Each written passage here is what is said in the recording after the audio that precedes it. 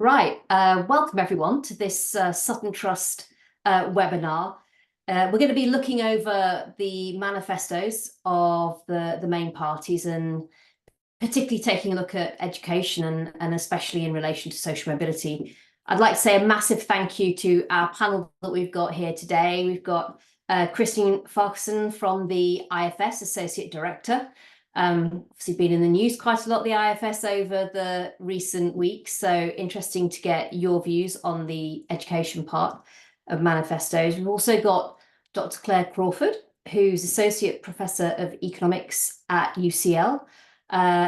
Luke Trill, now heading up More in Common, but from a previous life, special advisor, spent time at the Department for Education, and then also Sutton Trust's very own Carl Cunlane, who's Director of Research and Policy at the Sutton Trust. So the way that we're going to run this is I'm going to get all of our speakers to talk for 5 minutes just to give their initial reflections on the manifestos. They're all out now, but particularly looking at Labour, Conservative and the Liberal Democrat one. And then we're going to open it up to a wider discussion and Q&A. So if you're listening to this and you do have questions that you want to post to the panel, then stick them in the Q&A section. And when we've heard from all our contributors, then I'll try and make sure we get to as many of them as we possibly can. Justine, as I said, the IFS has been busy this election, scrutinising a lot of the fiscal plans that the parties have set out. But what's your take on the education policies and how they all stack up? Well, thanks very much, Justine. Let's start with the fiscal for that, because fiscal is in the name, and as you say, that's what we're often known for. I mean, manifestos for the fiscal geeks, these truly were not. The scale of the spending promises that we've seen on education, but also more widely on public services, is really pretty minuscule. And equally, the scale of the revenue raisers that we've seen to try and meet those spending pressures is pretty small as well. Within the education sector, I think what was almost as important as what was said, or indeed more important, was what was not said. So let's go theme by theme. We can start with the early years. Actually, both parties, both Labour and the Conservative Party, are promising to make a really big change here, because both of them have signed up to the expansions of childcare entitlements announced at the March 2023 budget.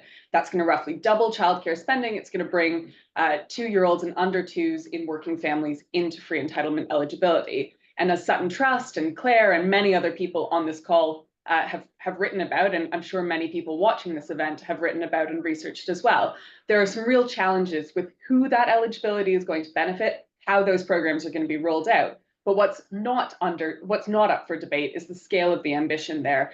And really that decision to put quite a bit of spending, extra spending, into the early years and into childcare has implications for what parties are able to spend on other stages and indeed on other public services as well.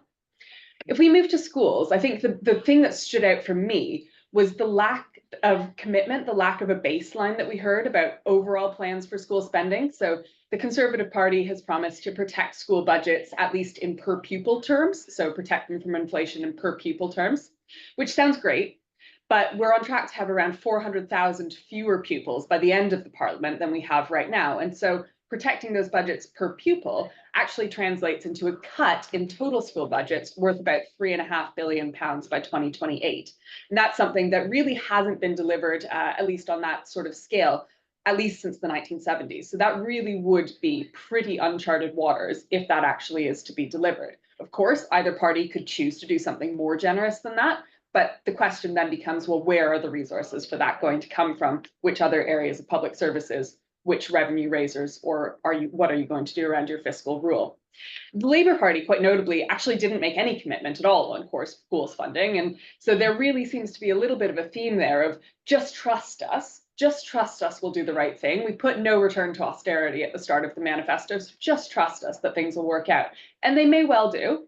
But I think that lack of commitment is in itself quite striking, particularly given that both the Conservatives, but especially Labour, really had a list of additional small extras that they want to add on top, leaving unanswered this question about, well, what's actually going on for the schools that we have right now, particularly given some of the pressures around teacher pay, around mental health, around absenteeism that I'm sure we'll touch on. On vocational education, somewhat unusually, we actually heard quite a lot about vocational education, both from Labour and the Conservatives. I say unusually because further education is often the problem child of the education system. It sees the deepest cuts when times are bad and the slowest increases when times are good. Particularly the Conservative Party's plan would really be a radical reform of the post-16 education system. They want the advanced British standard to replace A levels and T levels. They want 100,000 new apprentices. They want to scrap university courses taken by about 1 in 8 undergraduates. So there's some really big sets of reforms there. Delivering any one of those would be challenging. Delivering all of them at once really would reshape the system. On Labour's side, we saw a lot of promises, a lot of talk about the importance of skills, but really what I took from the manifesto was a lot of this was about small tweaks. So changing the apprenticeship levy so that employers have more flexibility over what they can spend on. That's not necessarily a silly thing to want to do, but it's not exactly a radical reshaping. Skills England, bringing together a lot of the existing stakeholders and putting them in one defined body, similar. The youth guarantee, again, entitlements that are already there, but rebranding. Again, not silly. There's some possibility for that to have beneficial outcomes, but it's not really addressing the core questions of, well, what's happening to college funding when per pupil college funding is down 9% in real terms since 2010. And then we come to higher education, where the Labour Party manifesto states higher education is in crisis, full stop. There's a sentence there about how they're going to reform the higher education system and make sure that it delivers for students and universities and employers and various other groups. And then there's a full stop at the end of that sentence. So we really have no further details about what the plan actually would be for a sector that has seen its teaching resources decrease almost back to the point that they were before the tuition fee cap was trebled. But even that looks like a rich set of detail compared to the Conservative Party manifesto, where I literally did a keyword search and came up with no hits on the words higher education. The manifesto did not mention it at all. And so we're really left guessing on higher education, but also on many of these other areas of education. What actually would the parties like to deliver? We heard a lot about reviews and strategies and grand ambitions, but we haven't really seen the sense of the big spending commitments, the overall path for the budgets of these public services. And on some areas where we know that there are pressures, we know there are challenges ahead, we heard nothing at all about how the parties would address them. So lots of questions there raised, as many answers in the manifesto. Claire, I want to come to you next. Obviously, education policies, your specialism at UCL. What was your assessment of the different manifestos? Thanks very much, Justine. Lots of similar reflections to what we've heard from Christine. So I think it's fair to say that whoever is the Secretary of State for Education come 5th of July or kind of beyond, once the new government has had a chance to take stock of who's going to be in different positions, there's going to be a long list of priorities for them to tackle in their inbox. We've got very high school absences. We've got kind of teacher recruitment in crisis with very large numbers of vacancies. We've got special educational needs funding looking like it's going to need to be significantly increased in order to meet demand. We've got funding challenges in further education, higher education. As Christine has said, we've also got delivery of this very large expansion of the early education entitlements. So there were kind of some nods towards some of those big challenges in the manifestos. So while the details differed across the kind of three parties we're considering today, there was some focus on the need to recruit, train and retain high quality teachers. There was certainly mention of special educational needs and the need to kind of do more to support children and schools in that system. And as Christine has highlighted, there was also quite a lot of detail about kind of adult things to do to incentivize adult learning and to think about vocational alternatives to the kind of more traditional academic system. There was also, it has to be said, some emphasis on support for disadvantaged students across the manifestos. So the Conservatives highlighted mainly their spending on the pupil premium. Of course, that's very helpful, but it's now very high because of the large proportion of pupils who are eligible for free school meals, about a quarter as of January 24. So obviously some of this rise is driven by kind of transitional arrangements for universal credit. But I think it's fair to say that we could all agree it would be better to have far fewer children experiencing low family income, even temporarily, even if they're no longer experiencing it right now. So the Liberal Democrats kind of went further on this particular theme. They promised to triple the early years premium to bring it closer to the amount allocated to school children. They promised to extend the pupil premium to those aged 16 to 18 as well, both kind of very welcome ambitions in terms of equalising opportunities. As Christine said, there were no kind of very specific details on this issue in the Labour manifesto, but of course they do have as one of their 5 missions the idea of breaking down barriers to opportunity. So hopefully there will be more specific announcements to come if they are the ones in office after the election. Christine's already mentioned some very clear omissions, though, very little detail on higher education funding. Labour and indeed the Liberal Democrats both emphasised that something should be done, but it was unclear exactly what that would look like. Certainly no one brave enough to say that tuition fees might need to go up substantially. So I think we can all expect a kind of another independent review spelling out a set of unappealing choices in the coming months in terms of how to deal with that.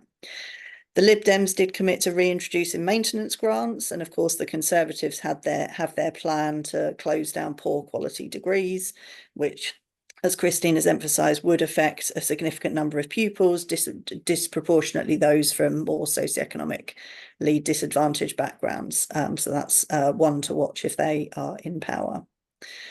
In terms of my own kind of focus on the early years, I thought in contrast to the very strong focus on the importance of high quality staff for schools, there was very little in the way of detail on a potential workforce strategy to help deliver the extended education entitlements, which, as Christine has said, both Labour and the Conservatives have committed to delivering. I think the Conservatives are very clearly relying on the market mechanism, having put in place higher funding rates to help support those places.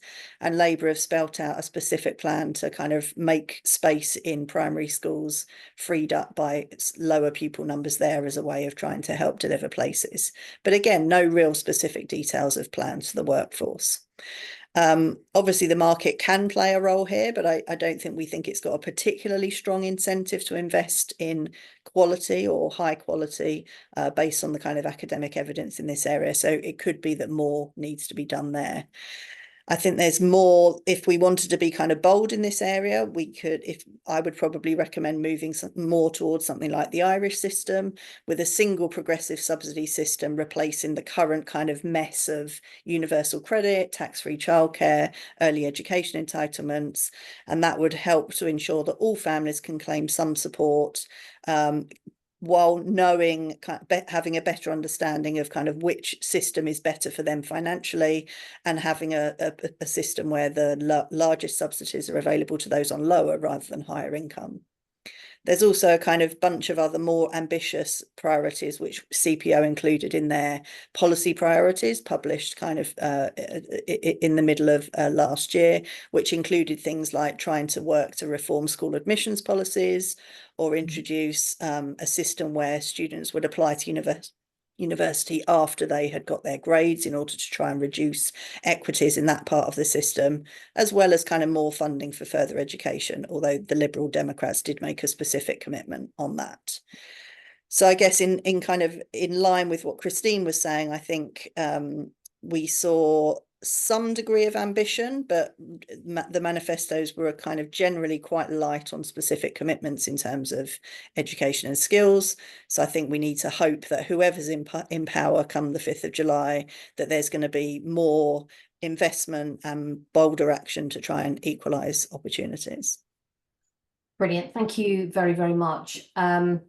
And now, Luke, I mean, obviously your role now heading up More in Common, you know, there's a research part of it, as well as the bit that we often see the rest of us on TV, where you're talking about where the public are at. What's your sense of education, and in a way, maybe worth touching on almost a sense of why this isn't higher up the political agenda when we get to election time? I think for many of us who see education as this crucial piece of how you drive social mobility, it's always frustrating to see so little debate, really. Yeah, I think it's such a fascinating paradox, because when you ask the public in isolation, you know, how important is education to us as a country, how important is education policy, you get overwhelming numbers saying it's important. You then frame it in an election context and something very different happens. So in our last poll, just 7% of the public said that education would be an issue which helped to inform them in deciding their vote. So there's a big difference between people who say it's important in general and people who say it's important in terms of their vote. And I have sort of three theories from the work that we've done about why that's the case. Why there's that mismatch? And then I'll go into some of the things that during the campaign, and particularly in the manifestos, that have cut through. I think number one at the moment, and I don't think it will surprise anyone to say this, is there just seem to be so many things which people say are going wrong that actually education, well, because your kids can still go to school, unlike say the NHS where you can't get a GP appointment or you're stuck on a waiting list, it falls down that list of concerns when it comes to that feeling that we hear time and time again in our focus groups that large parts of the state have just stopped working. Actually, education might be struggling, and people certainly talk about teachers' working hours in particular. At least it's still providing that core function. So I think that's one of them. I think the second thing is that you've got to remember that unlike the NHS, which is very definitely an election issue, so 51% of the public say that will inform their vote. It's quite a difference, is that people tend to use the NHS repeatedly at different points in time. So they have a much better grasp on the NHS at the moment. Schools, of course, aren't like that. For lots of people who aren't parents, their judgment on schools will be, well, it was like that when I was there. They won't have an up-to-date understanding. And even parents, and this is something that obviously we looked at in DFE, but also, when I was at Ofsted as well, after that, parents generally don't have that good a grasp of what's going on in their children's school. The key thing for lots of parents is, well, is my kid happy? Are they doing okay? And for lots of people, that will be the case. And of course, we know that lots of educational kind of language and lingo can be quite arcane and difficult for parents. I think, and I think one of the things which typifies that is we asked earlier this year in one of our polls, we said, how do you think England's school standards are doing compared to others internationally? Is England going up or is it going down? And people were more than twice as likely to say that they thought England's education standards were falling relative to other countries rather than rising. And of course, we know if you look at PISA or PIRLS, that's actually not the case. So I think it's just people don't have that intuitive understanding of what is happening in education. But that's not to say that it's not playing any role in this general election campaign. And there are a couple of policies which are very clearly cut through. Number one is Labour and private schools and removing the VAT exemption there has cut through to the public, is broadly very popular. It's about 2/3 of the public say that they support that policy. It rises even more when you frame it as the money being used to support extra teachers. My only caution on that for a future Labour government is when you discuss it in focus groups, it starts to chip away slightly, that support. And I think there might be something in there, which is the difference between, I think Tony Blair called it the 30-second conversation and the 3-minute conversation. Because particularly when that private school policy moves on to SEND, you get a lot more people suddenly going, oh, I'm a little bit worried about what it means for special education and those schools. So that has very definitely cut through. The other thing which is interesting and cut through before the election, of course, is in the Conservative manifesto, is the role of smartphones in schools. Now, I know that might seem small fry compared to some of the other bigger issues, but it is interesting that we are finding that becoming a bigger issue of concern for the public and one that has grown. And when we polled that Conservative manifesto policy about enforcing that ban on smartphones in schools, 71% of the public supported it. And the other policy which cut through, which I found quite interesting, was one from earlier in the campaign, was the Conservatives' pledge about what they billed Mickey Mouse degrees. And what was interesting about that policy, was particularly popular amongst those who had voted Conservative in 2019, but were now either undecided or planning on voting for Reform UK. I think it was very much a sort of signalling policy they made. So they're the policies which have particularly cut through.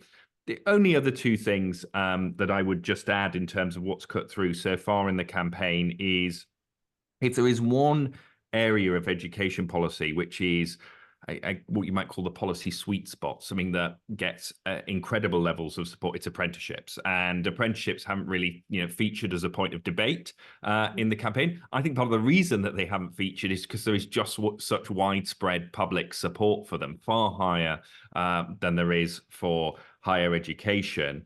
And the second issue is childcare. Interestingly, and I think this is really important, whenever you have a discussion with the public in a focus group about education, it's about schools. And they don't instinctively associate childcare with being part of the education system. And I sometimes wonder if how we talk about the whole education, if we talked about it more as a whole, actually that might get more attention. But there is no doubt that childcare matters. Over 2/3 support it. And interestingly, they think that it benefits not just those who receive the childcare and their parents, but also the whole of society benefits as well. A final point that I would make is when does education break through? I think education breaks through when something goes wrong, basically, or when people feel something is going wrong. And as I say, when we talk to people at the moment, there's a sense of teachers are having to work too hard, schools don't have enough money, growing concerns about behaviour, which I would keep an eye on over the course of the next parliament. Those concerns had largely dropped off before the pandemic and have come back up.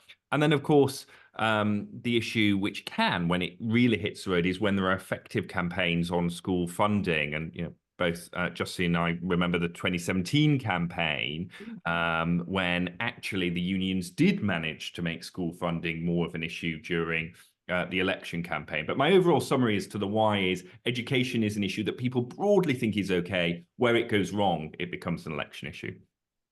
Very interesting. Brilliant. Really, really helpful, actually. And finally, Carl, I mean, obviously, from a Sutton Trust perspective, education is crucial for all of the work that you do, which is so important.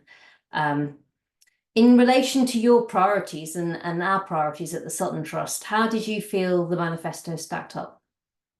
Yeah, I mean, you'd have to say it's been a bit uninspiring from an education point of view generally, but also from an inequality and social mobility point of view. It's really not played much of a part in the TV debates, in the general discourse, apart from a few exceptions that Luke has mentioned.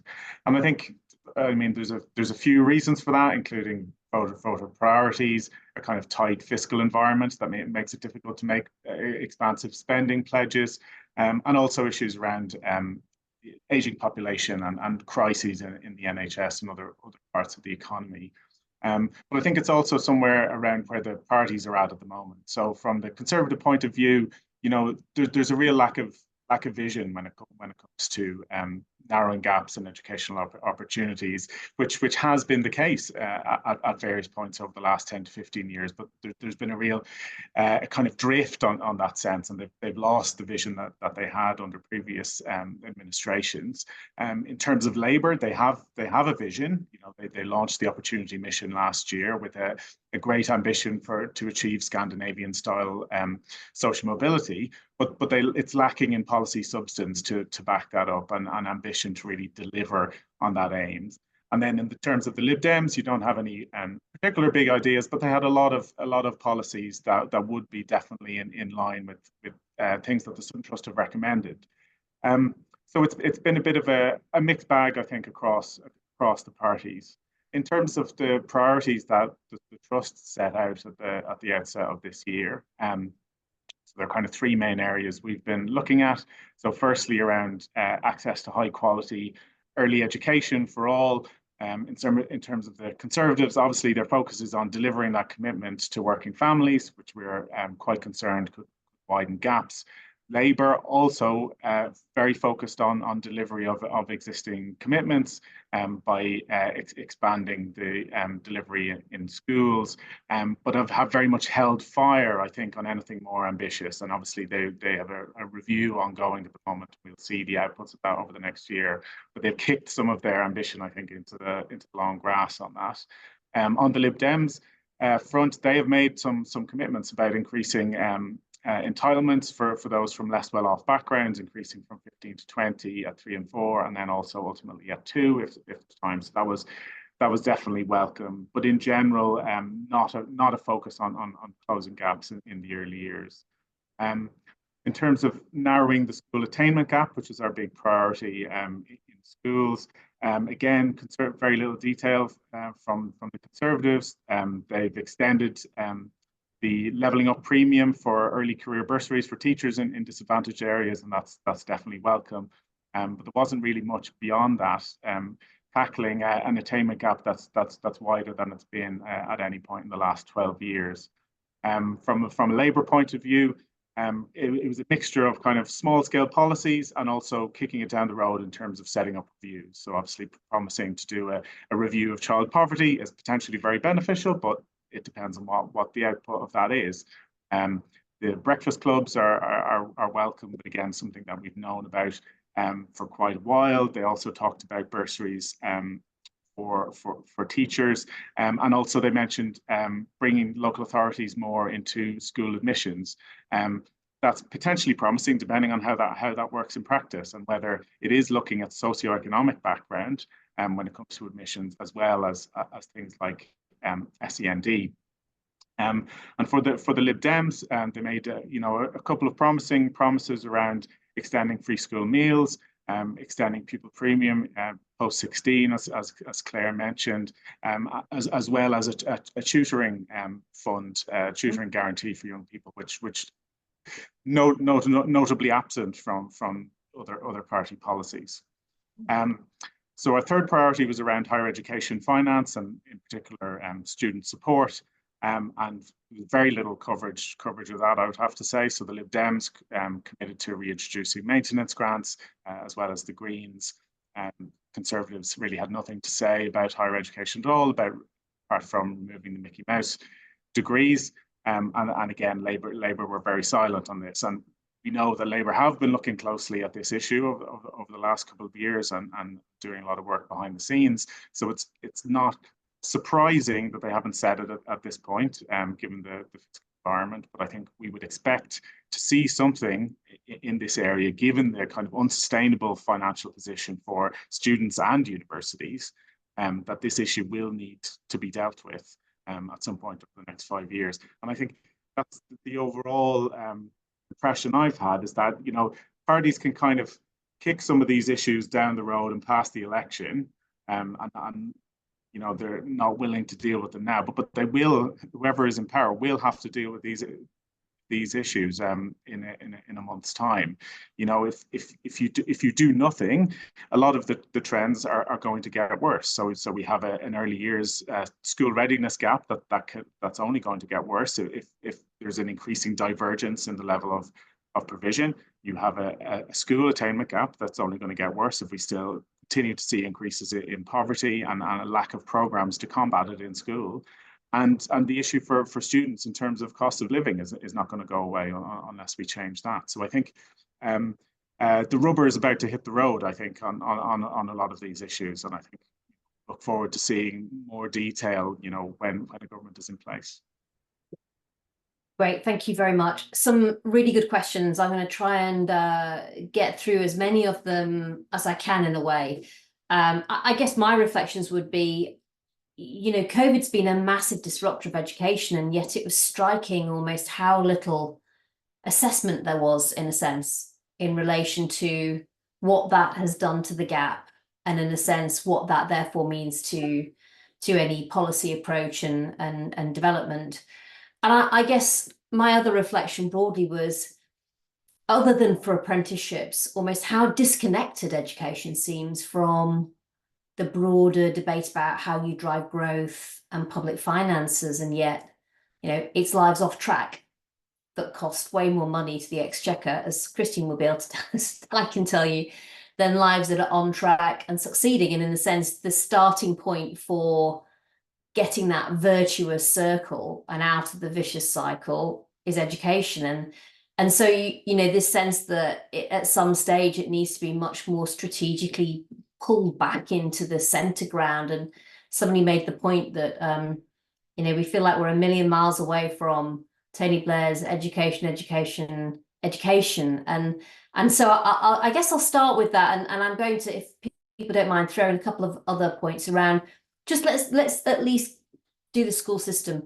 This sense of how do we end up almost so far away from that education mantra? Where does reform of Ofsted fit into all of this? And I guess an assessment and some of those pressures around special educational needs, the prioritisation of things like oracy from Labour are quite interesting shifts. Is there a sense that, if not with the investment levels, that perhaps on the broader debate around education not being purely about academics, you know, knowledge-rich environments as start, but clearly we need more send matters. Do we think that there's an overall broader shift that's in the right direction? Or is that too much of an optimistic slant to put on it? Maybe Clara, I'll come to you on that one first. I think you're looking for the positives would be my my sense of it. Not necessarily. I guess I'm just trying to observe that there are some debates that we're having in areas that maybe even 5-10 years ago we wouldn't have done, actually, on things like oracy. Yeah, I think there's of course space for debate around the content of the curriculum, and you know, Labour have said that they want to do a review of that. I guess the Conservatives have got their plans to support people to engage in maths, for example, from 16 to 18, whereas Labour have got a focus on earlier intervention to support maths development. I think the evidence would suggest that earlier intervention there is better. So we have this idea that, you know, skills beget skills, if you like. So if you kind of set children up to learn effectively early on, it's often much easier to teach them new things later on. And the same is true of adults as well, of course. So I think, yeah, some elements of what's been said highlight where we will see parties focusing more in the coming years, but I kind of broadly agree with what other panelists have said in terms of there not being such a clear vision for what the school system as a whole will look like over the coming years. Christine, what's your sense? And this conundrum that someone's picked up around almost this tension between social mobility and getting the investment to close gaps, you know, the IFS sense of how do you square that circle? Yeah, so I think echoing some of Claire's points on curriculum, there's a really interesting question here about how far you want to go and how much time you want to spend reviewing. I think it is important to remember that curriculum reviews aren't necessarily costless. They look costless in a financial sense because you don't have to put a number against them. But that's a lot of teachers' time. That's a lot of materials that have to be redesigned. That's a lot of thinking and careful work that goes into that. So it's not to say don't do it, but you know, we have to have a good, clear rationale of what we're moving towards when we undertake something like that for it to make sense. And, you know, one thing I welcomed in the Labour manifesto was notes around the Nuffield early language intervention, some of the early maths interventions that do have that stronger evidence base. The other point I'd make is, you know, it's not all a total counsel of despair. If we look at the inheritance that the next government will have on education, there are absolutely a lot of really significant problems around SEN, around mental health, around absenteeism, around post-COVID recovery, absolutely. But there are also some real bright spots here. You know, these international comparisons, yes, they're not perfect, but across many different international comparisons, we see that English pupils are doing better and indeed have withstood the COVID shock better than their peers in many other countries. So I think there's a question of not wanting to throw the baby out with the bathwater here as well, and building on the success that already exists, but thinking about where some of those wider pressures come in, and that, you know, some of that is wider than the schools, some of that is happening out in society. It's not necessarily the case that everything that makes a difference to the education system has to come via the route of an education policy or education funding. Really interesting. Lou, your sense on this point of closing the gaps, you know, and somebody's asked about one of the points you made on early education and childcare, and in a sense, how more people think early education and childcare is important, and your sense of why that awareness and support level is going up.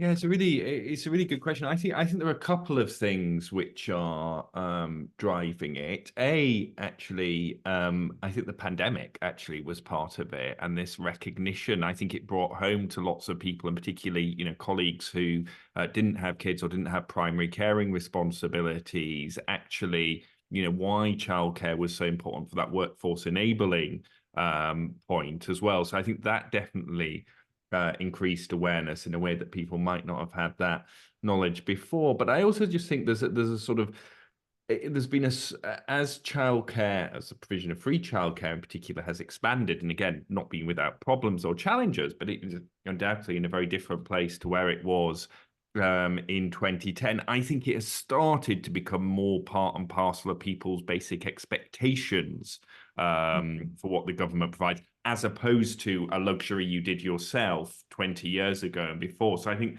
that shift has happened as well. So I think that's quite encouraging, and I think Labour will, their plans will be welcome, but I also think it, as with lots of the manifesto, it places a real premium on them delivering.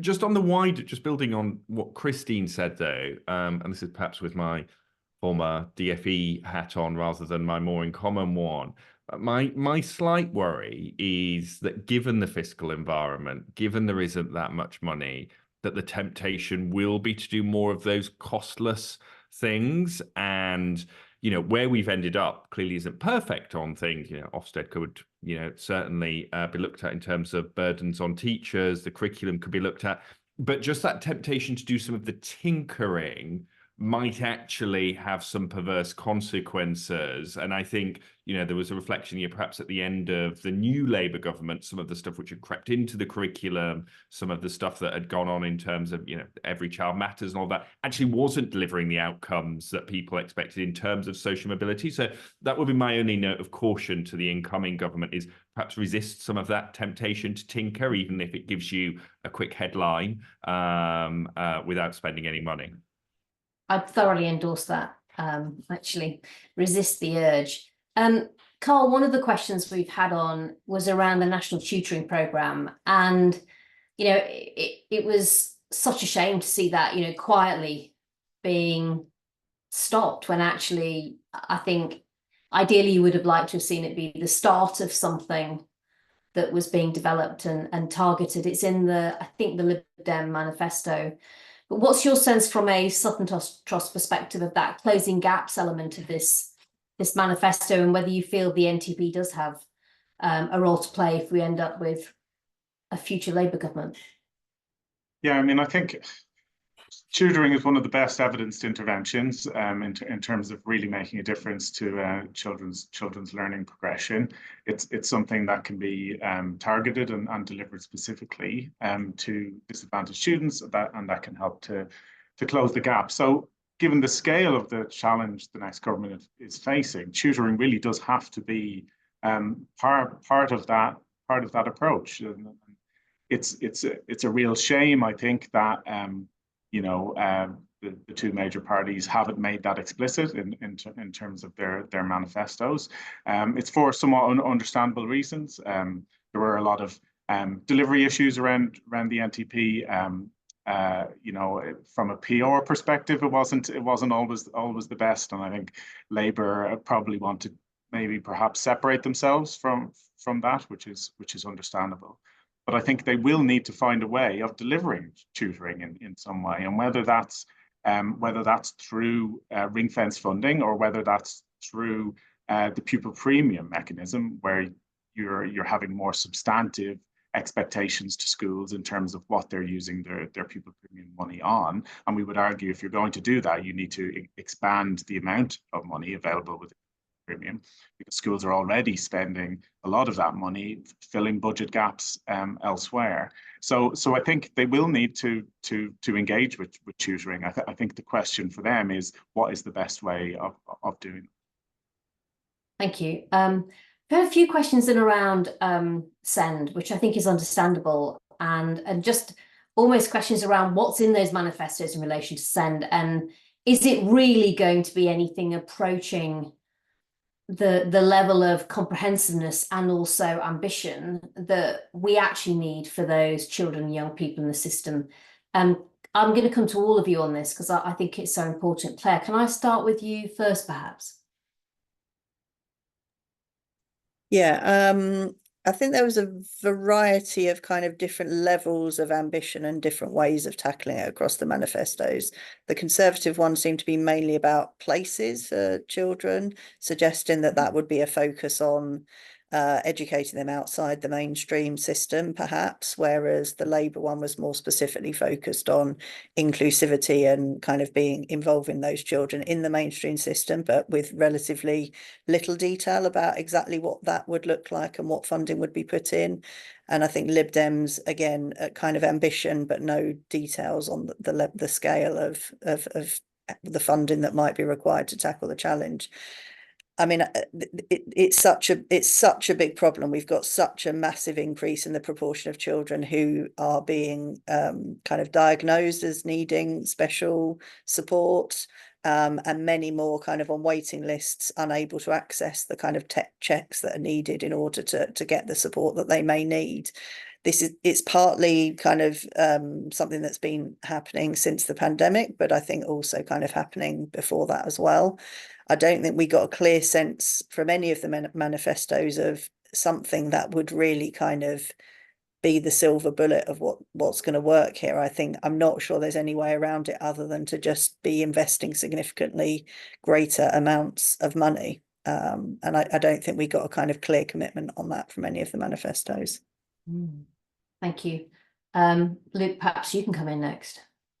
Yeah, I mean, just to build on that, when I said that there weren't many areas of significant concern at the moment, SEND is very definitely one of them. And the striking thing when you talk to people in focus groups is how many people have a story of someone that they or their, in their family or their friends who is struggling with it, and they talk through that struggle. It's one of those instances. I always think that some of the things which cut through most in politics are those where people think they're having to actively fight against the state to get the best thing for their family or their kids. And I think SEND at the moment, for lots of people, not everyone, of course, has fallen into that category. And I think that's something that is only going to grow over the course of the next parliament. And as others have said, I think the solution has to be investment. I mean, it's not always the answer to everything, but I think in this space, and again, I draw on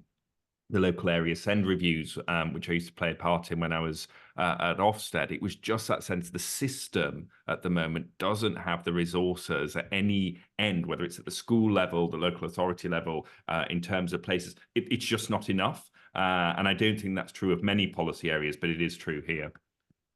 Thank you. Carl, what's your sense on send? Yeah, I mean, I think it, again, this is one of those issues that will have to be reckoned with quite quickly. There is obviously a crisis in provision, but it will need to be looked in a kind of nuanced and holistic way.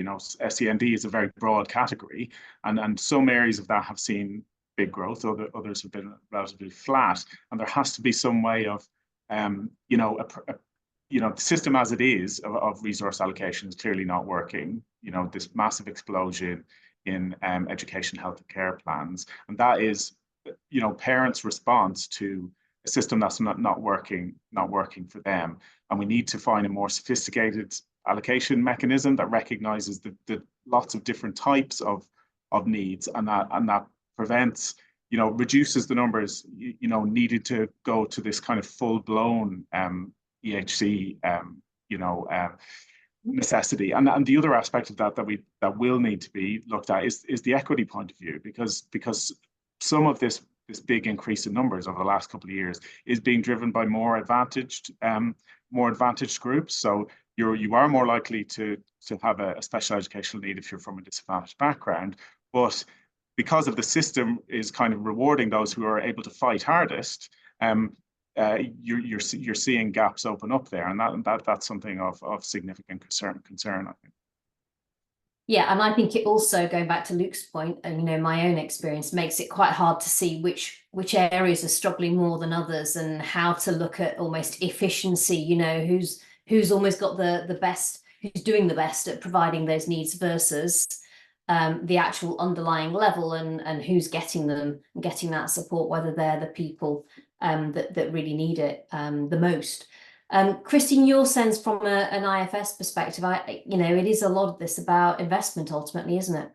A lot of it is, and I mean, when we talk, and I think Carl's point is really important, that these more affluent families are the ones increasingly more likely, the growth rate is faster, because there is this sense that the state is trying to ration support and trying to ration care. And I think that's not unrelated to the fact that, half of the increase in the total schools budget that we've seen since 2019, fully half of that has been taken up by additional costs for SEN.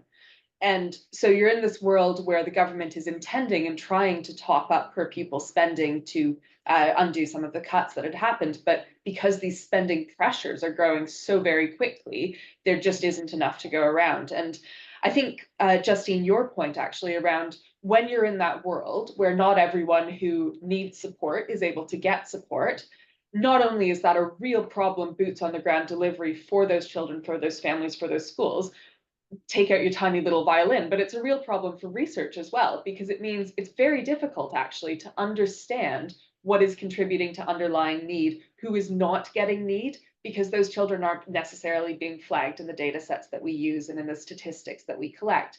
And so it becomes a sort of self-reinforcing prophecy. I think one place where I did feel a little bit more optimistic in the manifestos was there was quite a bit of agreement actually on the need for greater mental health support in schools. That's obviously only one part of what might be driving the increase in SEND, but we know that those emotional and behavioral difficulties are a really major category and have been seeing very, very fast growth rates. And we know that particularly since the pandemic, actually the stats on the number of young people who essentially find school to be miserable are shocking. That share has doubled since the pandemic. And so anything that we can do to try and unpick that a little bit more and intervene and offer support slightly more upstream in that part of the SEND space, maybe that's part of the solution. Although I completely agree with Claire, we're not going to find a silver bullet for this one. It's going to be lots of little interventions. I agree. And I think just on mental health, you saw some emerging consensus of it as a priority, and some consensus that you need more on-site support available for children and young people in schools. So hopefully that's certainly an area where there should be some progress in a sense, and resources put into finding solutions rather than a political debate. Now, there's one sort of final area. I mean, we could have a very long webinar, but I also just wanted to come on to teachers, to be honest, and teacher recruitment, retention, the workforce points. It is so important if you're going to really drive social mobility to have great teachers in the schools that really need them. Yet we've got a recruitment crisis, just full stop, that comes, is combined with a significant change on initial teacher education, as one of our questioners has pointed out. Do we feel that the manifestos are reflecting the need to have that broader workforce plan, or is that almost one of those other areas where actually you can have some warm words, as Christine says, but then there's a full stop without many solutions? Let's kind of go around again. Claire, I'm going to come to you first again, if that's okay. Sure. I mean, I think it was one of the points I drew out in my kind of thing. It is something where there is agreement kind of across the parties in terms of the importance here. The commitments range from very specific. So the Labour Party have obviously got their pledge to increase the number of teachers by 6,500. We've got a blog coming out on that kind of in the next few days, commenting on that. But yeah, I think that looks like a well-costed initiative. And then obviously the Conservatives have got their kind of retention payments as well. I guess my reflections are that they're mostly focused on secondary education in the kind of specialist subjects area. That's not the only place where we have recruitment challenges. They're also increasingly becoming apparent in primary schools as well. And of course, I emphasised in what I was saying as well, the fact that I think there is a lack of a joined up workforce strategy looking across different phases of the education system. So we're hoping to do some work kind of exploring that in a little bit more detail. But I think there is a real risk that if you just focus on trying to tackle the problem in one part of the system, you can potentially make it worse in others. Where are the teachers coming from? Might they otherwise have gone into different parts of the education system? The same could be true for people working in the early years space. Could they alternatively have been teaching assistants in schools or teachers in schools and so on? So I think there is a need for a much more holistic strategy looking across all phases of the education system.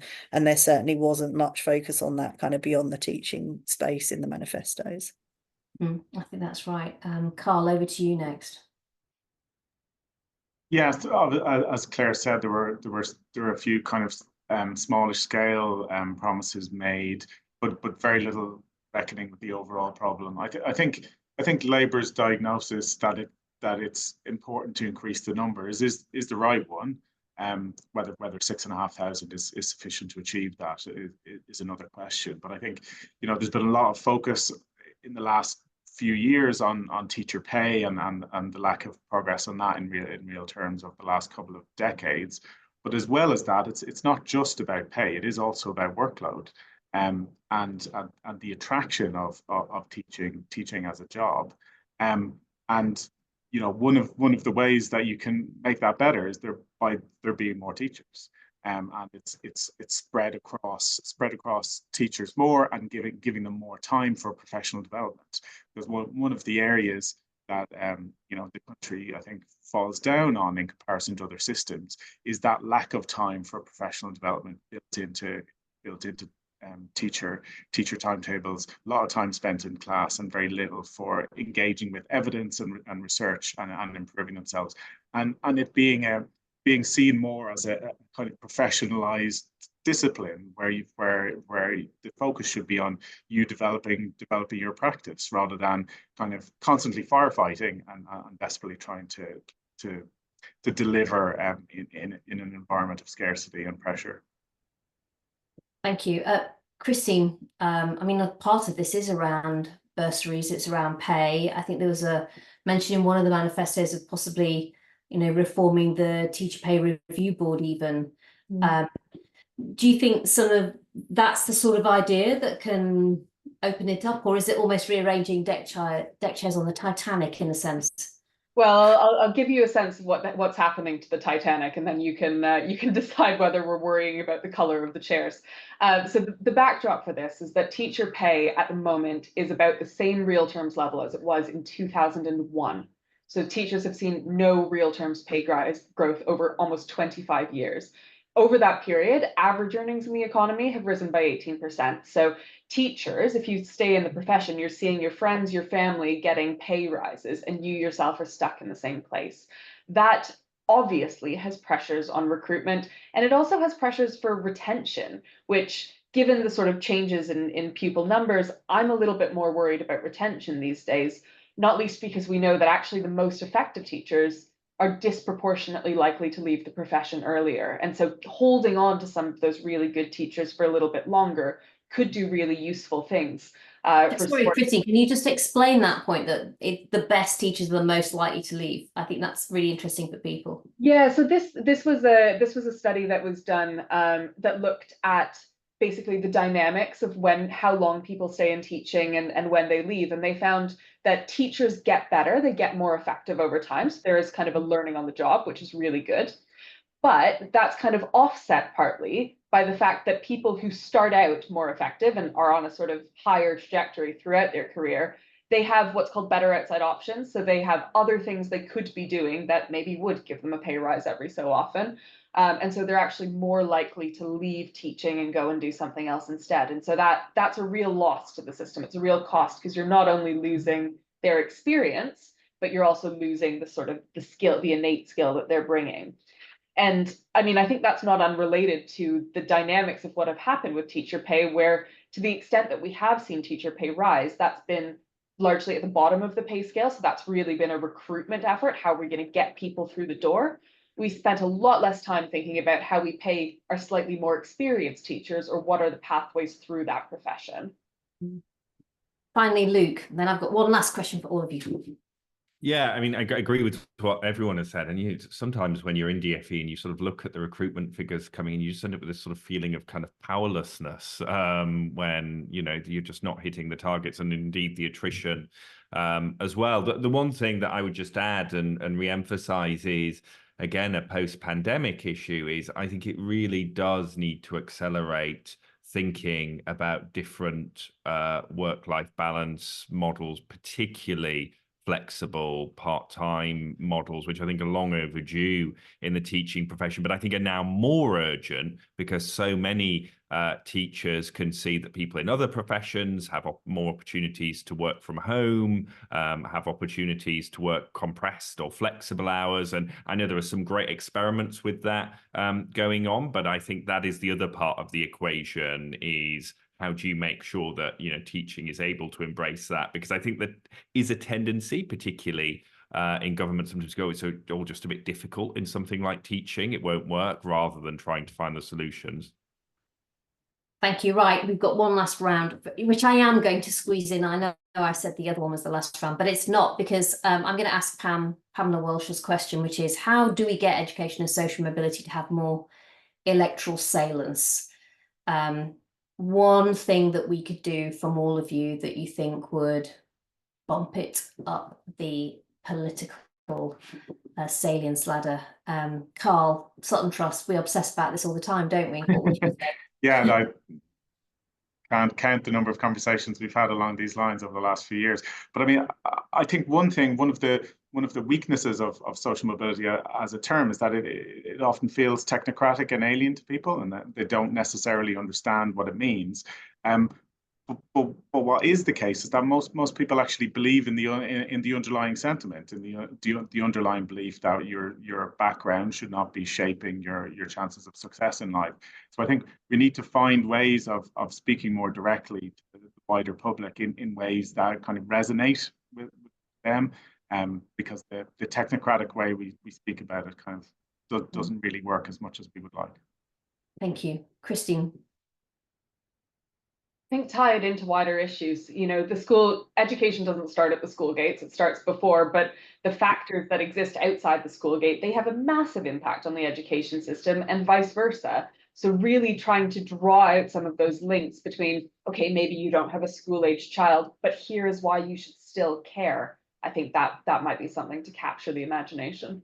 Yeah, and interesting to see how social care has been much more tied into the NHS and capacity over recent years. Claire. Yeah, I think great question. I think building a little bit on one of the points that Luke was making earlier, and also that point from Christine, is there a way that we can kind of better explain the wider benefits to society of education? So it's not just the individuals themselves experiencing the education system who are affected by it, but it really does make a massive difference to, wider society in terms of the economy, well-being, and so on. Can that be part of the case? And I guess the other thing is just, how do we make it more salient to people? Like, I was struck by the special educational needs example that Luke gave. I think people only, it's sometimes easier to engage with issues if you kind of feel a personal connection to it. Is there a way that we can kind of make better use of that in the debate as well? Interesting. And Luke, I thought you'd be perfect to answer this last, actually, with your superior moral and common knowledge. No, I might actually slightly disappoint on this one in the sense that I wonder if we need it to be actually as much just sort of thinking about it, because actually what isn't in doubt is that people think it's really important. It's just not necessarily an issue that's driving people's vote. And let's imagine it became something like the NHS. Would we be having as good a quality debate as we're having now if it was something which was so fraught and so high profile? In fact, often when we're working with people, we say, maybe you don't want your issue to be the number one issue at the top of political debate. Maybe you want it to be something people are working on behind the scenes, coming up with solutions to, rather than it being in the thick of it. But maybe that's because I've slightly lost faith in politicians in major debates to resolve and come up with solutions. Brilliant. Well, we're sort of at the end now. I guess my reflection would be, I think it absolutely has to be at the top of the list. I just think it's the key to unlocking progress in so many other areas that we need it, whether it's finance, whether it's everything, I think. hangs off whether people can, you know, be the best version of themselves, and that starts with education. But yes, maybe you raise the salience by having the solutions and their solutions that excite people. Look, thank you everyone for joining the webinar. Hope you've all enjoyed it. Thanks especially to our panel, Claire Crawford, Christine, and Carl and Luke. You've been brilliant. So really appreciated your input, and we will try and answer all those questions we didn't get to answer at some point when we got off it. But thank you very much, and have a good afternoon, everyone. Thank you. Thank Bye. you. Thank you. Thanks, everyone.